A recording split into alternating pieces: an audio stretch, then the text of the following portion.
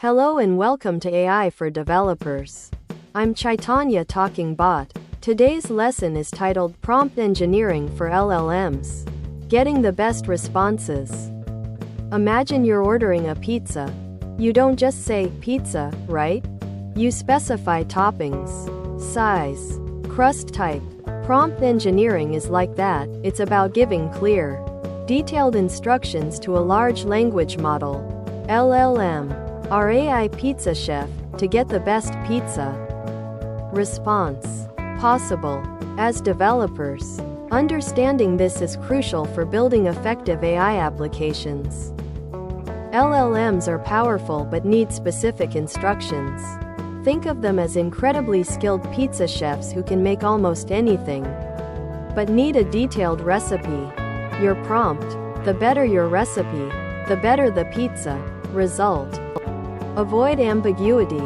Instead of write a story, try write a 500-word science fiction story about a robot exploring Mars, focusing on its internal conflict. The more specific you are, the better the LLM understands your request. Just like adding specific ingredients to your pizza, using relevant keywords and providing context is vital. For example, if you want a story about a robot, mentioning robotics, artificial intelligence, or automation helps the LLM understand the theme. Iterative development is essential. Try different prompts, modify them, and see what works best. It's like experimenting with different pizza toppings. Some combinations work wonderfully, while others, not so much.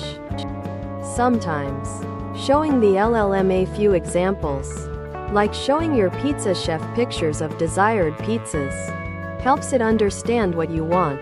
This is called few-shot learning and significantly improves results.